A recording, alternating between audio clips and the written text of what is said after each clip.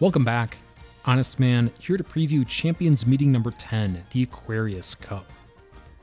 Before we jump in, I want to make a brief addendum to the CM9 video. I noted some omissions in the pinned comment on that video, but Mummy Creek's unique skill is important enough that I wanted to highlight it here as well. She provides a reliable acceleration skill for the 2nd through 4th positions, so inheriting Give Mummy a Hug is a core skill for every pace chaser on that track. It also helps to shift the balance of power there more in favor of pace chasers, and it's becoming clear that we'll see a lot of those in Capricorn. So be sure to give Mummy a hug there, as well as here for the Aquarius Cup. Both Mummy Creek and El Condor Pasa will once again be core inherits for this Champions Meeting.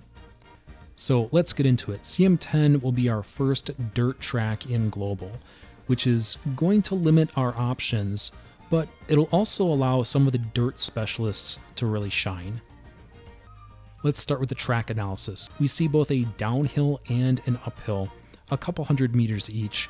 The uphill, a mere 33 meters after the start of the late race, means that Highlander will be in play for this track. To be clear, it has a 250 meter activation zone, so it's not a sure thing, but I think it's still a more favorable activation window than other random late race acceleration options. In terms of instant acceleration skills, we see that the late race starts on a corner, so angling and scheming and pumping iron will be back on the menu for CM10. And it's a very short section of corner there before we hit a straightaway. So straight accelerations, Pasa, Mummy Creek, Spurt will also be valuable skills here. What's not back on the menu, however, is No Stopping Me. We have back-to-back tracks here where No Stopping Me isn't going to be reliable. In order for NSG to be reliable, we'd want to see the late race starting prior to the final corner or at the very beginning of the final corner. When the late race is at the end of the final corner or beyond, the racers will have fanned out to find an obstructed lane to the finish. So the likelihood of hitting Nimble Navigator is poor. And then the final thing I want to note here is the very long 500 meter final straight. That is a substantial straightaway, and what it foreshadows is a lot of dueling opportunities. And whenever dueling is valuable, that means guts is valuable. So maybe guts builds are in play? Not so fast. We have a track speed bonus here for speed and stamina. Obviously, we're going to want to maximize our speed stat directly. That goes without saying. So we'll get a 10% speed bonus for the 901 stat threshold there.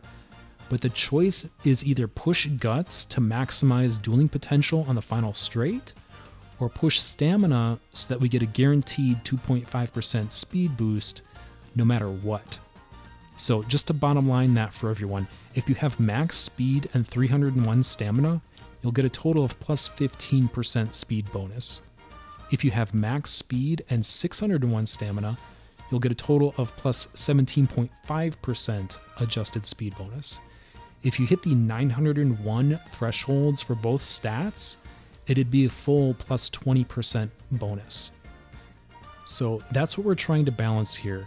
Which way you decide to go with it just depends on the strength of your support deck and whether you want the guaranteed value from stamina or the higher ceiling from a possible duel. Personally, I'm probably penciling in around 650 stamina, and then if I see an opportunity for big guts training, I might consider it. That just leaves power and wit. Just like with CM9, this track has a significant uphill. Uphill equals power check. And it's a power check at a critical moment in the race. It's a power check during the late race acceleration zone. So you're really going to want to push power as high as you can. In practical terms, that means sacrificing wit for most players. I'd try to get at least 400 wit for backliners or 600 wit for frontrunners, and then as much power as you can manage. And if you max power, then push more wit. If you see your Uma dying in the final straight on that hill on CM9 or CM10, then it's most likely a power problem. I hesitate to say a number because I think anything less than 1200 is a compromise, Just understand that every player is making those same compromises. Nobody is going to show up with 1200s across the board in every stat. So just do the best you can to maximize power. Taking a look at our wing conditions for this track, front runners are in play because Rod is back and Poor Plancha is also very good here. Pace will once again have Mummy Creek, but I'll highlight a new face here, which is Meisho Doto.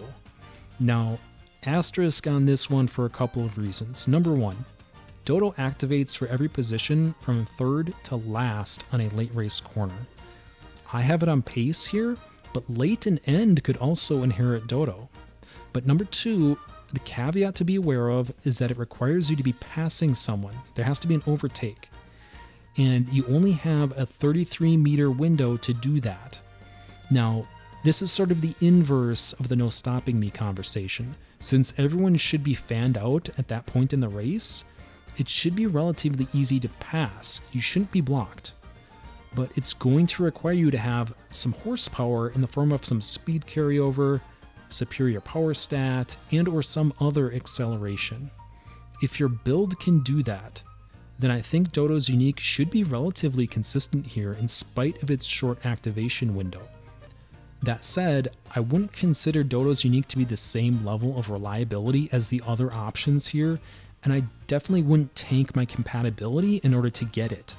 But if you're training someone that has strong compatibility with Doto anyway, or if you're sparking Doto into dirt herself, then I think it's a good option to have on the table, something to consider, and we'll see if that 33 meters is enough real estate to get that overtake.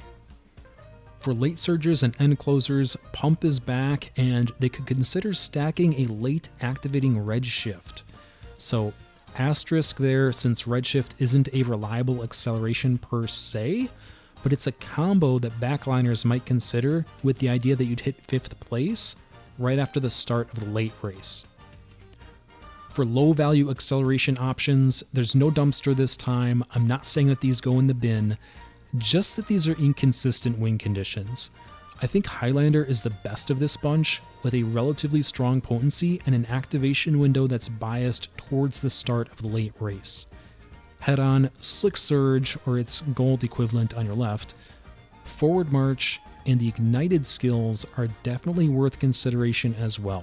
You'd be hoping for early activation on those. I don't like Nimble Navigator on this track for the reasons mentioned during the track analysis, but if you can get it cheap, and if you have skill points to spare, it's possible you could get some value there. I'd definitely put it below the other options here though, and I definitely wouldn't take it at the expense of your mid-game. I hesitated to include Final Push because I think it might be the worst value here on a per cost basis, but there is upside if frontrunners can get a late activation.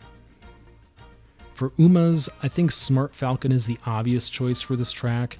She's one of the few dirt specialists, and she has some nice dirt-specific skills, which can help her build a really strong mid-game, helping to ensure that she's in first place when she hits that late race corner.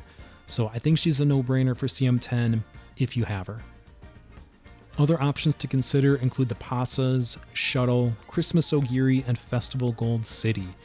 Christmas Ogiri is always dangerous if you can engineer a favorable activation on Festive Miracle, and this track is just long enough that you won't feel completely foolish for buying recovery skills. Festival Gold City, Fantasy Pasa, and Taki Shuttle all have unique skills which are terrible inherits, but do provide some carryover acceleration into late race when they're on their original owner. So I think those are all strong picks. Victoria Poor Plancha is extremely strong on this track, but the catch is the activation requirement. You have to be top 2. So if you can figure out a way to get OG Pasa into the top 2 at the start of the late race, she could be a monster here. Agnes Digital is another dirt specialist who will get some time to shine on this track. Most notably, she has Lead the Charge, which is the gold version of Forward March. Original Ogiri will likely be a staple for most players who have her. Extremely easy to train, speed and power bonus, and Triumphant Pulse is always good. Summer Maruzensky is a strong mile runner, so I think she's a reasonable pick, especially with angling and scheming in play for this track. And then last but not least, New Year Haru Urara will be coming in hot with a fat 20% power bonus. I think Haru Urara enjoyers will be living their best life training for CM10. Now, there are definitely more faces that we could see in Aquarius Cup, including Meisho Dodo, who I mentioned earlier, but I'm generally going to focus on Umas with a D proficiency or better. I think that anyone who's sparking an E proficiency or worse is already deep enough down the rabbit hole that they probably don't need anyone looking over their shoulder. So for the majority of players, I think we'll see some combination of the 10 Umas that I've highlighted here, and probably some original Haru Uraras for folks that are really thin on dirt. For team comps, I think we might see some runaway shenanigans pairing Suzuka with New Year Haru, but I'm going to avoid making specific team recommendations unless there's something particularly noteworthy to discuss. Instead, this time, I'm just going to highlight a general team building principle, which I'm going to call complementary aces. The idea here is don't beat yourself, which is to say, don't build teams where 2 or more racers have the exact same win condition. Now, there are definitely different schools of thought, and certain positions and win conditions can benefit from competition. There's some logic, for example, to say, hey, I'm going to run 3 late surgers because that'll triple my odds of one of them being in 6th place to hit pump. But I want to focus on complementary aces here because dueling should be strong on tracks that have a long straight at the end. So instead of rolling 3 dice and hoping one of them wins, the idea is to roll 3 dice where all 3 could win, because the more Umas you have competing in that final straight, the higher the probability that you'll be able to connect with someone for a duel. And when you're able to duel, you can increase your speed beyond what would otherwise be possible as a solo runner. They're stronger together than apart. So going into CM10, I'm thinking about what combination of Umas and win conditions I can use so that it's possible for 2 or 3 of my racers to be neck and neck in the final straight. That concludes my early recon of CM10. I do want to take a moment to express my gratitude to the new viewers out there and everyone in the comments.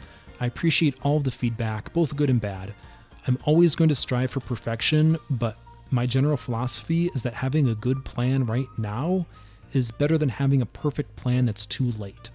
So I'm hoping these early reconnaissance videos are helpful, even if they're not always perfect. In any event, good luck on the track. Thank you all so much. Please like and subscribe. This has been Honest Man, and I will see you next time.